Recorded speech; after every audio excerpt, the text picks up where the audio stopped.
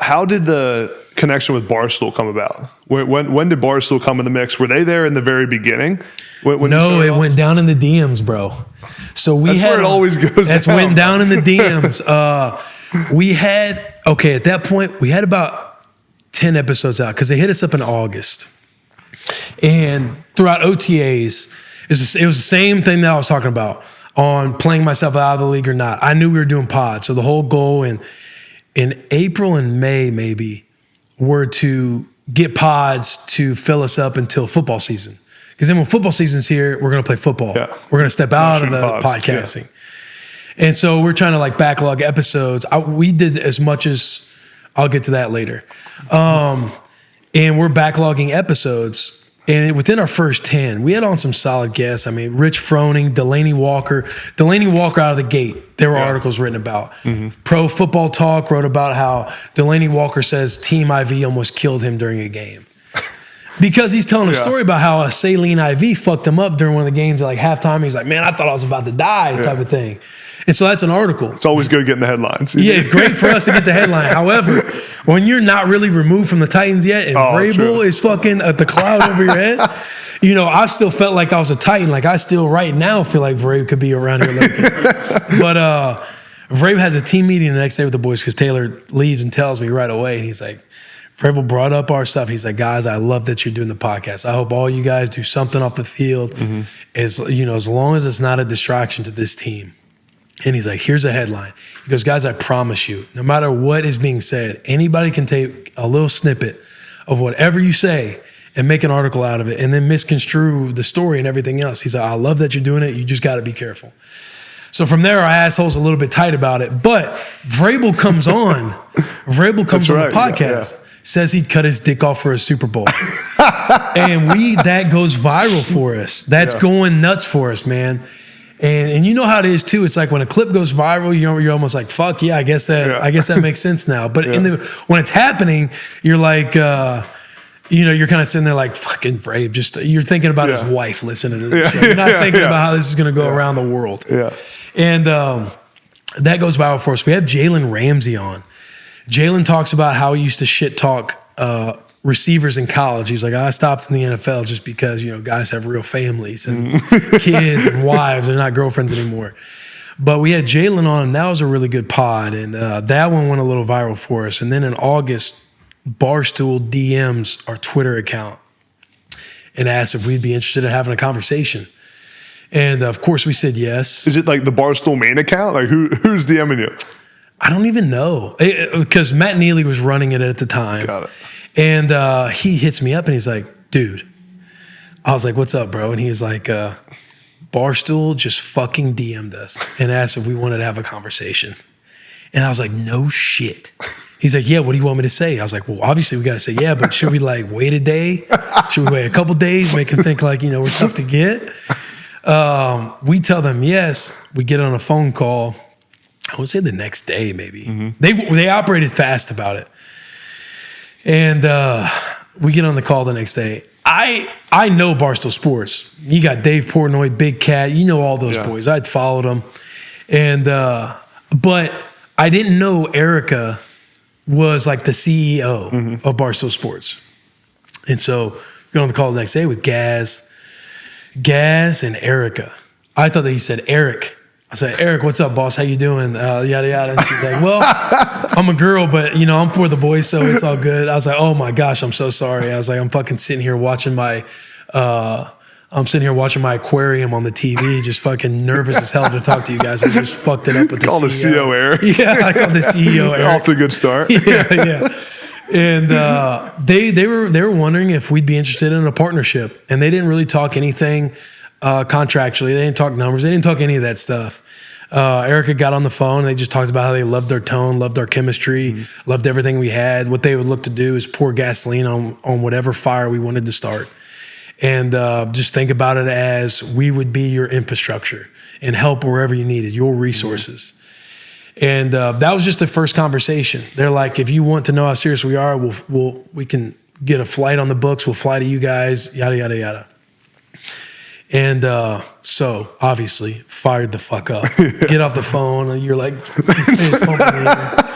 You played it cool in the call. Yeah, you were yeah, like, let me think about it a little bit. No doubt. Like, obviously, I got to talk to Taylor.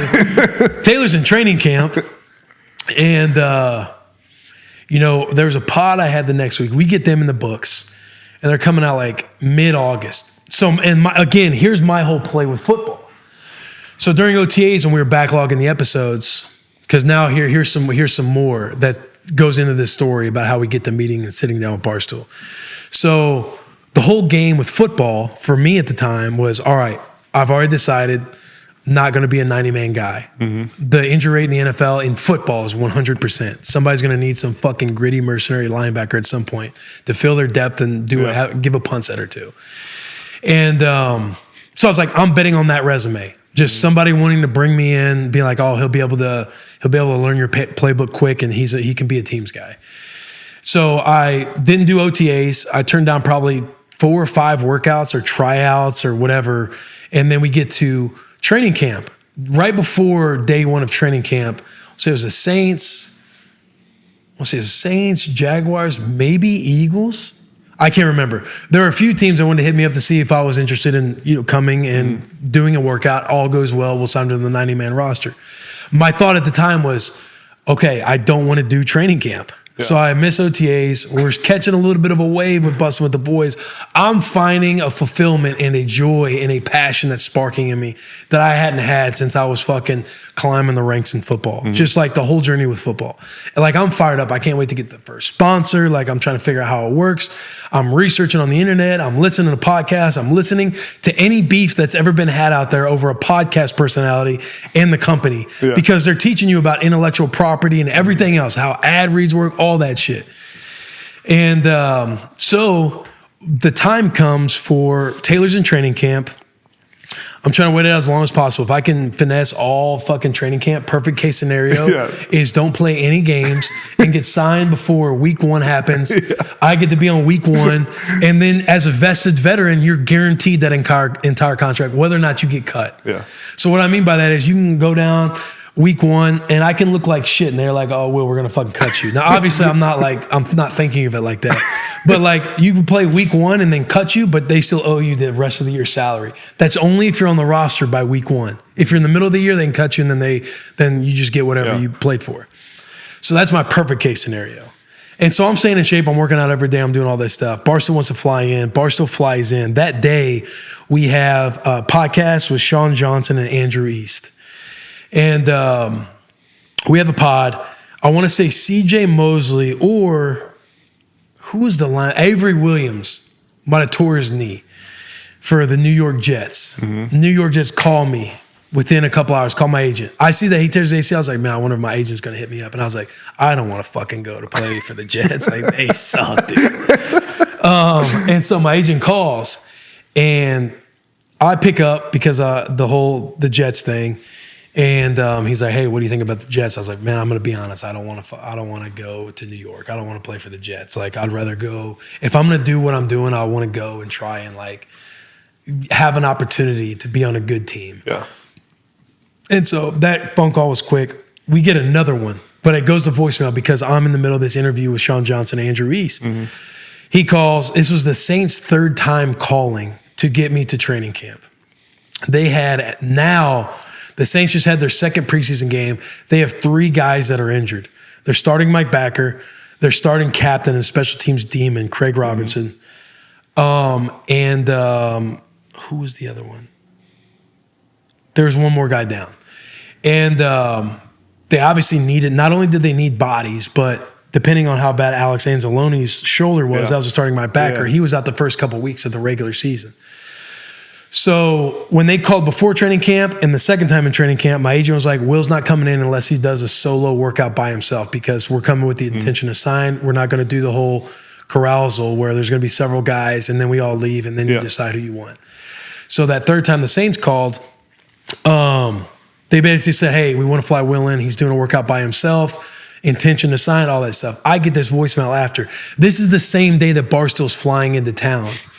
And so I don't want to have to fly out and not meet with Barstool. Yeah. This is the morning time. And I just don't return the call until like late afternoon when I know that no flights can go out anymore. And then I was like, hey, because again, I'm trying to sit down with Barstool. Yeah. Gaz, Erica, they flew into town to meet with us. It was an off day for Taylor, and then we went over and ate at True Foods over in Green Hills. And so later that afternoon, I called my agent, and I'm like, hey, sorry I didn't get your call. I've been working out. I'm like, fucking, what, you've been working out for 6 hours? And been working out, yada, yada. I got your voicemail. Like, I'm down to fly out ass crack of dawn tomorrow morning. We can do the workout even tomorrow if they want me to. He's like, all right, perfect. We'll line it up. We go and meet with Barstool. We sit down with Barstool, and they're like, hey, what are you guys thinking? And we're like, we think we're just going to ride this year out, this football season. But we'd love to continue the conversation. Because we had all these, they're like, well, what's your plan for football season? How are you guys going to podcast during football season? And we're like, oh, we've built up a library to where we can drop them all now. So that way, because backtrack a month prior, I got on the phone with Pat McAfee and kind of just reached out to him like, hey, on some mentor stuff. And I was like, man, I'm just seeking advice. Like, you know, I had my notebook out, just wanted to be a sponge. Like, you know, what do I need to know about this industry, about everything? He goes, you need to know that your audience, you need to think of your audience as your best friend, and you got to show up for them every day on social media, and you got to show up for them when you say you're going to show up for them. So what he meant by that was, if you're dropping once a week, every Tuesday, then be there every Tuesday. He's like, I know you got the anxiety of the football season and everything else. And he's like, but I'm telling you, like, if you want to keep your audience and you want to continue building your audience, you got to continue to show up week in and week out and not have many lapses. It's like, I know that's hard to do because camp's coming, blah, blah, blah. From that conversation, got on the horn with Taylor. Taylor and I talked about it. And we're like, we need a fucking backlog episodes to last through the season now. And we did about 12 in 1 week. It was a fucking grind. And you know, you only have so much to talk about. You only have so many jokes at that point in time. You only watch some recent episode of fucking Family Guy or something where you just have some joke that you're riding for the entire week. It's like playing a song on repeat when it first comes out. And so when you're doing these 3 conversations a day and you're trying to like keep it up and everything else, but yeah, we did 12 in 1 week in fucking 90-degree heat in that fucking bus with no AC, or we had a little bit of an AC unit, but it was fucked. So we did that, man, because we wanted to kind of take that approach to it. And then as far as intros, if we ever had sponsors or do an intro, I would just take my, what are those things called where it's got the little mic on the end, it's got the little knobs on the side, that little like live? Yeah. Not a small one. No, it's like if we sat it right here in the middle and plugged all of our mics into it. Like like a recorder. Actually a mic or? You could hold it. I would hold it up to my. Oh, the Zoom. I know what you're talking about. That's what it is. Yeah. Yes, the Zoom recorder. Yeah. Yes, the H4n. Yes. And I would literally, when I was on the Saints, when I was gone, because I made the team, or I did my workout, did well, signed that day, and when I would go and travel or wherever I'd be, I'd sit in my hotel room. I would sit in the closet of the hotel room to minimize as much sound as possible and just do the intros and the recordings for any episode that came out. And so that's kind of how we approached the football season. And then the conversation continued with Barstool throughout the year, not a whole lot, because I got hurt with the Saints and low sprained ankle, something that only kept me out 4 weeks. But again, they needed a base linebacker for weeks 1 and 2. I get hurt. Alex Anzalone wasn't available. They needed Mike Backer. They end up trading for Kiko Alonso. They give me an injury settlement. I'm on the couch for about 8 or 9 weeks, and then that's when the Raiders called, and I went to the Raiders and kind of was riding the whole boys thing through the Raiders. Yeah. So then what did it take to get the Barstool deal done, and what did that deal kind of look like for you guys? Because you always say in the pod that you own the podcast, right? You always say that. Yes. Taylor's big on being like, we own the podcast. This is our podcast. Yeah. But that is true. Like when we were getting on the phone and having conversations throughout the year with Dave Portnoy, we'd get on the phone. So Dave was part of that. Dave was part of the negotiation. Yep. I would have my business advisor on to be me, my business advisor, Erica, Dave, and Gaz. And he's like, look, we're not even going to try to ask for your IP because you guys have already established something. This isn't like where we found the Caller Daddy. This is before the whole Caller Daddy stuff blew up and all that whole conversation was going on.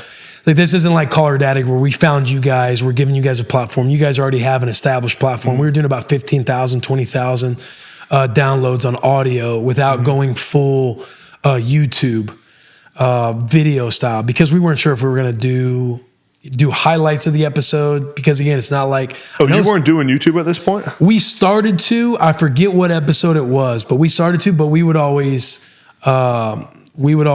release it later than the audio. Got it. Because at the time, you just didn't know. I want to say Joe Budden went to Patreon. The Patreon thing was popping off. People would talk about trying to figure out ways to do paywalls and everything else.